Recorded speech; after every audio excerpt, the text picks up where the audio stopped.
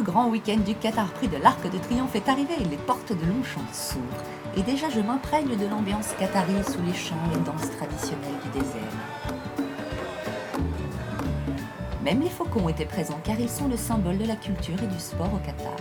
En attendant le début des opérations, je me suis rendue dans la boutique officielle de France Gallo pour acheter le bracelet du supporter pour le Qatar Prix de l'Arc de Triomphe. France Gallo reversera à mécénat chirurgie cardiaque l'intégralité des sommes perçues pour sauver 2 enfants.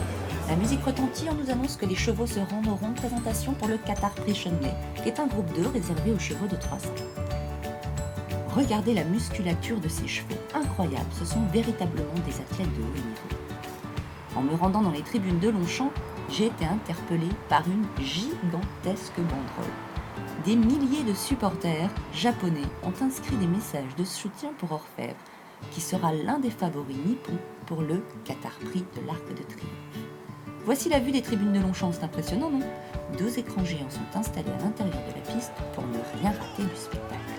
C'est Christophe Soumillon qui s'impose avec Valiran pour son Altesse Aga Khan et de l'entraînement de Monsieur Alain de Royer-Dupré.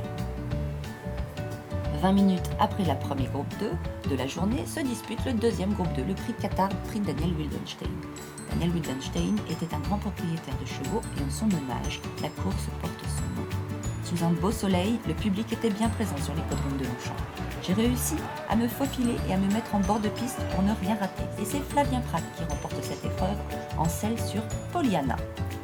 Photo de famille pour l'entraîneur de Didier Prudhomme. Allez, c'est l'heure du 3e groupe 2 de la réunion, le Qatar Prix de Royal-Lieu. C'est Julien Auger et Chalnetta qui passent le poteau en tête. Mais une musique retentit. C'est celle des commissaires et après enquête, Chalnetta a été rétrogradé au bénéfice de Christophe Patrice Lemaire et d'Ebeza. Beaucoup de photographes japonais étaient dans le rond de présentation pour le Qatar Prix de l'Arc. Yuta Katake, véritable star au pays du soleil levant, s'est fait photographier sous toutes les coutures. Cette course est réservée aux chevaux de 3 ans et plus et elle se court sur 1950 mètres grande piste. C'est Cyrus Desailles, notre champion, qui s'est imposé avec Christophe Soumillon. Son entraîneur, Corinne Baron-Barbe, a été même chercher son cheval en bordure de piste pour son prix de grand bonheur.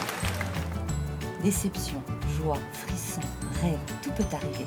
Alors qui demain aura le plus grand des bonheurs de pouvoir soulever le trophée du Qatar Prix de l'Arc de Triomphe ?